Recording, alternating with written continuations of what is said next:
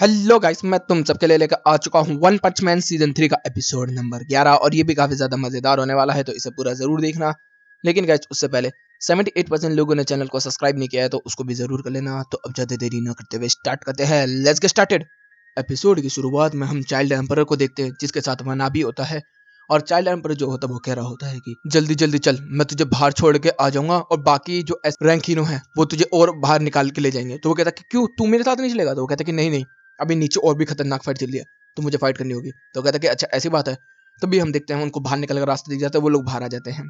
जैसे ही बाहर आते हैं तो इधर से चाइल्ड एम्परर जो होता है वो सारे एस रैंक से बात करने की कोशिश कर रहा होता है, लेकिन कोई भी उसकी बात का जवाब नहीं दे रहा होता। उसको लगता है कि सब लोगों ने उसको मतलब बॉस मानने से मना कर दिया।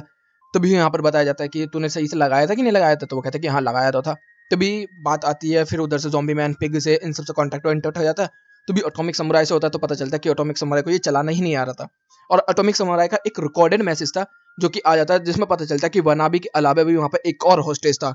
जैसे ही चाइल्ड रैम्पर इस चीज को सुनता है उसका मूड खराब हो जाता है। वो कह रहा होता है मुझे सच सच बता भाई लड़के, वहाँ पर कोई और भी था? वनाबी की इतनी फट जाती है कि वो मुंह फट कर देता है सब कुछ। हाँ भाई वहाँ पर था, मैं क्या करूँ, मैं वो। तो वहाँ पर वो कहने लगता है कि मैं जाऊँगा बचाने के लिए। तो सारे मतलब बंदे बोलने लगते हैं कि हम भी तेरे साथ चलेंगे। तो वो कहता है कि नहीं नहीं, तुम यहाँ रहो, मुझे जाना होगा। यहाँ पे जितने भी ए रैंक के बंदे होते हैं सारे के सारे यहाँ पर रुक जाते हैं। सीन बदलता एटॉमिक समुराई की तरफ आता है, जिसके अंदर एटॉमिक समुराई जो होता है वो ब्लैक स्पैम से बात कर रहा होता है और कह रहा होता है कि अबे कीड़े क्या करने के लिए आया तू? तो कह रहा है कि तुझे रोकने के लिए आया हूँ, बता तू क्या कर लेगा बे? तो कह रहा है अबे 2 मिनट रुक जा, तो चीड़ कर रख दूंगा। तो कहता है करके देख ले। जैसे एटॉमिक समुराई जो होता है वो उसकी तरफ बढ़ता है और वो भी उधर से बढ़ जाता है, तो एटॉमिक समुराई जो होता है उसके हाथ को काट के अलग कर देता है। वो कह रहा था कि बस हार गया। तभी हम देखते हैं वो यहाँ से मल्टीप्लाई हो जाता है। तो कहता है कि अरे ये क्या? तो कहता है कि तू मेरे कितने भी टुकड़े कर दे, कुचल दे, मार दे, कीट दे, पसिल दे, मेरे कीमा कीमा कर दे, लेकिन मैं मल्टीप्लाई होता चला जाऊँ, तू कुछ नहीं कर सकता। वैसे भी स्पैम में वो कर सकता है। तो एटॉमिक समुराई जो होता है वो कह रहा होता है कि अबे देख तेरे कितने टुकड़े करता हूँ। और वो एटॉमिक लेवल पे काट सकता है चीजों को, तो उसको लगा कि इसको भी कर देगा। उसने इतने सारे मल्टीप्लाई कर दिए होता है उसको कि वो लाखों करोड़ों की तादाद में हो जाता है उसी जगह में।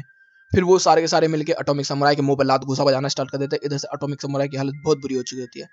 तभी वो कह रहे थे कि अब तो तू हार गया, लेकिन तभी एटॉमिक समुराई कहता है ऊपर था देखो। तभी ऊपर से सारी सीलिंग टूट के सारे इस पंप के ऊपर गिर जाती है, जिससे कि उनका भी खात्मा हो जाता है वहां पर। इधर से सीन बदलता है, हम देखते हैं ज़ॉम्बी मैन को जो कि चलता हुआ जाता है। तभी उसके ऊपर किसी का हमला होता है और हम लोग जानते हैं ये है होमलेस एम्परर। और तुम लोगों को बता दूं आगे कहानी में इसका बहुत बड़ा रोल है।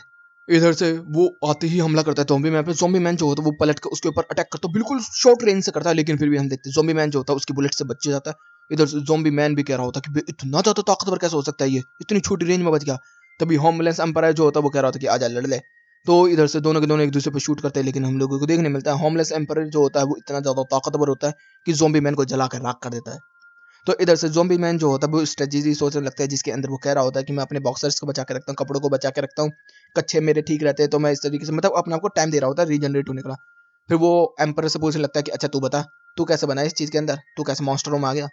तो यहाँ पर होमलेस एम्पर बताना स्टार्ट कर देता है ये सब शुरू हुआ 1 महीने पहले, जब मेरे कंपनी के अंदर नए लोगों को भर्ती किया जा रहा था। तो मेरे मालिक ने बोला था कि तुझे उनके सामने परफॉर्म करना होगा, वो भी नंगे होके। तो मैंने नंगे होके परफॉर्म किया, तो सालों ने मेरे ऊपर हैरेसमेंट डाल दिया केस, और जिसकी वजह से मुझे कंपनी से निकाल दिया। लेकिन जब मैं कंपनी से निकला तो मैं आसमान को देख रहा था एक बार लेट के। तब भी मुझे बुरा नहीं लगा अपने मालिक के लिए कि मेरे मालिक ने क्या किया। तब मुझे समझ में आया कि ये सारी चीज़ें जो हैं कुछ नहीं है। दुनिया एक अच्छी चीज़ है, दुनिया मेरा घर है, तो मैं पूरी दुनिया पर राज करूंगा। ये दुनिया में जितने भी इंसान हैं सब कीड़े मकोड़े हैं मेरे लिए। तो मैं जैसे ही वो बात कर रहा होता है तभी हम देखते हैं यहाँ पर गॉड आ जाता है, जो कि वन पंच मैन के अंदर कैरेक्टर है, जो कि आके कह रहा होता है कि तू सही कह रहा है, ये इंसान होते ही ऐसे हैं, इन लोगों को जीने का हक नहीं है, तुझे ही इन लोगों के ऊपर राज करना होगा। तो तू तैयार है राज करने के लिए? और उसको वहां पर पावर दी जाती है गॉड की तरफ से, जिसको ये कह रहा होता है डिवाइन पावर। और फिर ये ज़ॉम्बी मैन होता है ये पूरी तरीके से रीजनरेट नहीं होता, तो वो कह रहा होता है कि सच में तुझे लगता है कि गॉड ने तेरे से बात की है? तो कहते हैं कि तू इस तरीके से बात करके ब्लास्फेमी कर रहा है, तुझे दिखाता हूँ मैं गॉड की ताकत क्या है। इधर से साइतामा चलता हुआ जा रहा होता है, जो कि कह रहा था भाई ये क्या धूम धमाके आ रहे हैं। तभी इधर से सीन बदलता है, हम लोग देखने मिलते हैं काफी सारे मॉन्स्टर जो होते हैं वो एक बंदे पर अटैक कर रहे होते हैं। वो होता है बुरी बुरी प्रिजनर। बुरी बुरी प्रिजनर के ऊपर ये सारे मिलकर अटैक कर रहे होते हैं, जिसके अंदर फिर बुरी बुरी प्रिजनर को कुछ तो होता नहीं है, वो अपनी उल्टे से उल्टी बात करना स्टार्ट कर देता है जो कि उसकी है। इधर से वो सब उसकी बातों से परेशान होकर भागना स्टार्ट कर देते, तभी उनके सामने ड्रैगन लेवल का वैक्यूम आ जाता है। और वैक्यूम कह रहा था भाई तुम डर के भाग रहे हो उससे? तो वो कहता है कि हाँ हाँ भाग रहे। तो वो कहता है गारो गारो क्या करेगा तुम्हें पता नहीं है? तो कहता है यार मरने दे उसे, हमें क्या। तो वो कहता है कि अच्छा ऐसी बात है, चलो आ जाओ। तो भाई उन्हीं को वैक्यूम कर लेता है अपने नाक के अंदर, और बुरी बुरी प्रिजनर को भी खींच रहा होता है, जिसके अंदर बुरी बुरी प्रिजनर कह रहा होता है भाई तुम लोगों को बुरा नहीं लगता, तुम अपने ही लोगों को मारते हो? तो कहते हैं कि देख ताकत। और उन सबकी ताकत को इस्तेमाल कर पाता है, फिर वो उनकी ताकतों को इस्तेमाल करके बुरी बुरी प्रिजनर के ऊपर अटैक करता है, लेकिन बुरी बुरी प्रिजनर को कुछ भी नहीं होता। इतने में वो कह रहा होता है कि अभी देखा तो मैं तुझे असली ताकत। तभी बुरी बुरी पोजिशनर जो होता है वो अटैक के बाद अपने हाथ को देखता है जो कि बहुत तेजी से वाइब्रेट हो रहा होता है, और वो वाइब्रेशन को देख रहा हो तो बहुत ही तेज होती है। तो जैसे ही वो अपनी उंगली से एक पत्थर को छूता है वो पूरी की पूरी दीवार ही चकनाचूर कर देता है। वहां पर वो कहता है कि ये सही है, मेरा नया पावर, मेरा लव पावर इंक्रीज कर रहा है, द वैक्यूम वाइब्रेशन अटैक। और वो इतने सारे मल्टीपल अटैक्स कर देता है उस वैक्यूम के ऊपर, जिससे कि वो फट जाता है और जितने भी उसने मॉन्स्टर को एब्जॉर्ब किया था वो सारे के सारे बाहर निकल आते हैं। तभी जो कैटफिश जैसा मॉन्स्टर है वो अपनी गर्लफ्रेंड को लेकर वहां से भागना स्टार्ट कर देता है। बुरी बुरी प्रिजन उसकी तरफ बढ़ता है, लेकिन तभी हम देखते हैं काफी सारे मॉन्स्टर यहाँ पर आ जाते हैं जिन्होंने प्रिजनर्स के कपड़े पहने हुए हैं, जिसमें पता चल जाता है बुरी बुरी प्रिजनर को ये इसी के बंदे हैं। तो कह रहे होते हैं कि मेरे प्यारो कैसे हो तुम लोग, आओ गले। और भाई सारे बंदे मिलकर धागू से दहलात वो कह रहे थे सारे तेरे से प्यार करेंगे, पागल है क्या तू, हमें हमेशा परेशान करता रहता है। तो कहते अरे तुम मॉन्स्टर बन गए हो इसलिए मेरे से प्यार नहीं कर रहे, प्यारो आओ। वो फिर से उस देखो से दहलात बजाना स्टार्ट कर देते हैं। तभी हम लोगों को देखने मिलता है यहाँ पर आता है नयान।